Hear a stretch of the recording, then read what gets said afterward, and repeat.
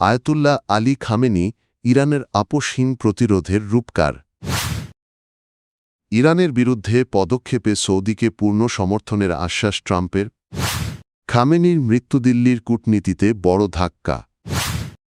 সংঘাতের কেন্দ্রবিন্দু হয়ে উঠতে পারে হরমুজতেলের বাজারে যে প্রভাব ফেলবে।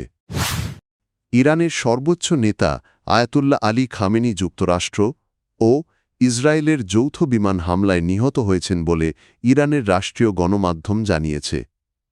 রোববার ১ মার্চ ভোরে ৮৬ বছর বয়সী এই নেতার মৃত্যুর খবর নিশ্চিত করা হয়। মার্কিন প্রেসিডেন্ট ডোনাল্ড ট্রাম্প জানিয়েছেন শনিবার ২৮ ফেব্রুয়ারি তেহরানে খামেনির বাসভবন লক্ষ্য করে হামলা চালানো হয়। এ হামলায় খামেনির পরিবারের কয়েকজন সদস্য নিহত হয়েছেন বলে জানা গেছে। আয়াতুল্লাহ আলী খামেনি ১৯৮৯ সালে আয়াতুল্লাহ রুহুল্লাহ খোমেনির উত্তরসূরি হিসেবে ইরানের সর্বোচ্চ নেতা হন।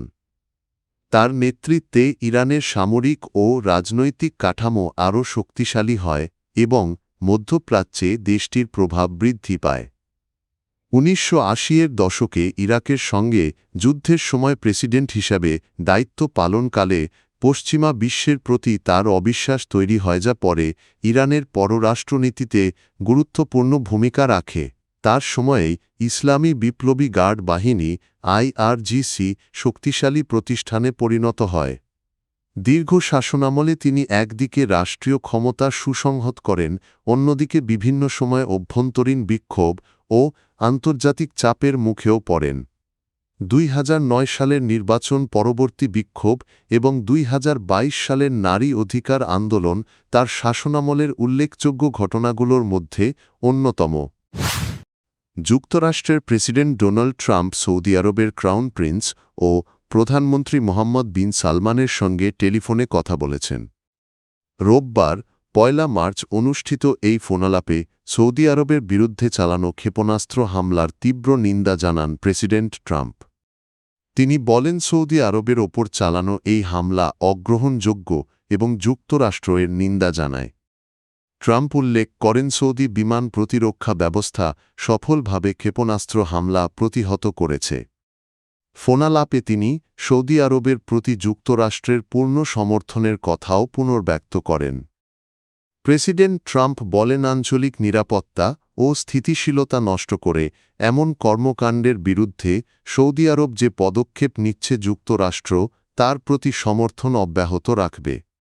এ সময় দুই নেতা মধ্যপ্রাচ্যের সামগ্রিক নিরাপত্তা পরিস্থিতি নিয়েও আলোচনা করেন।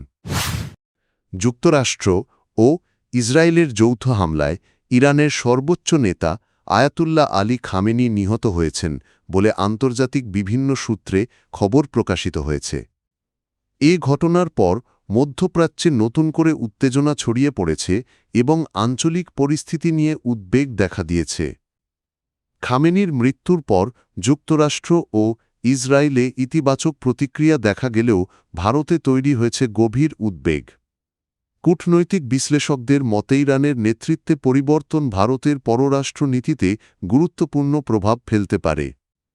ভারত সরকার এখন পর্যন্ত ইসরায়েল ইরান সংঘাতে নিরপেক্ষ অবস্থান বজায় রেখেছে। প্রধানমন্ত্রী নরেন্দ্র মোদীর সরকার শান্তি ও সংযম বজায় রাখার আহ্বান জানিয়েছে, কারণ ইসরায়েল ও ইরান দুই দেশই ভারতের গুরুত্বপূর্ণ অংশীদার। ইরান দীর্ঘদিন ধরে ভারতের কৌশলগত অংশীদার হিসেবে বিবেচিত। শুধু কূটনৈতিক নয়, ঐতিহাসিক ও সাংস্কৃতিক সম্পর্কও দুই দেশের মধ্যে গভীর। কাশ্মীর সহ বিভিন্ন আন্তর্জাতিক ইস্যুতেও অতীতে ইরান ভারতের প্রতি সমর্থন জানিয়েছে বলে কূটনৈতিক মহলে উল্লেখ করা হয়। বিশেষজ্ঞরা বলছেন, ইরানের সিস্তান বেলুচিস্তান প্রদেশে অবস্থিত চাবাহার বন্দর ভারতের জন্য অত্যন্ত গুরুত্বপূর্ণ। এই বন্দর ব্যবহার করে ভারত পাকিস্তানকে এড়িয়ে আফগানিস্তান ও মধ্য এশিয়ার দেশগুলোর সঙ্গে বাণিজ্য পরিচালনা করে। মধ্যপ্রাচ্যে ইরান, ইসরায়েল ও যুক্তরাষ্ট্রের মধ্যে ক্রমবর্ধমান সামরিক সংঘাত বিশ্ব তেলের বাজারে বড় ধরনের প্রভাব ফেলতে পারে বলে আশঙ্কা করছেন বিশেষজ্ঞরা। সিএনএনের এক বিশ্লেষণে বলা হয়েছে, এই সংঘাতের কারণে জ্বালানি তেলের সরবরাহ ব্যবস্থা বিঘ্নিত হওয়ার ঝুঁকি তৈরি হয়েছে, যা বিশ্ব অর্থনীতিতে নেতিবাচক প্রভাব ফেলতে পারে। বিশেষজ্ঞরা বলছেন এই সংকটের কেন্দ্রবিন্দু হতে পারে কৌশলগতভাবে গুরুত্বপূর্ণ হরমুজ প্রণালী। এই জলপথ দিয়ে প্রতিদিন বিশ্বের মোট জ্বালানি তেলের প্রায় 1/5 পরিবহন করা হয়। যদি ইরান হরমুজ প্রণালীতে জাহাজ চলাচল বন্ধ করে দেয় বা বাধা সৃষ্টি করে তাহলে বিশ্ববাজারে তেলের সরবরাহ কমে যেতে পারে। এতে অপরিশোধিত তেলের দাম দ্রুত বাড়ার আশঙ্কা রয়েছে। বিশ্লেষকদের মতে তেলের দাম বাড়লে বিশ্বজুড়ে জীবনযাত্রার ব্যয় ও মুদ্রাস্ফীতি আরও বৃদ্ধি পেতে পারে। বর্তমান পরিস্থিতিতে বিনিয়োগকারীরা তেলের বাজার নিবিড়ভাবে পর্যবেক্ষণ করছেন। বিশেষজ্ঞরা সতর্ক করেছেন তেলের খনি বা শোধনাগারে সরাসরি হামলা হলে পরিস্থিতি আরও জটিল হয়ে উঠতে পারে।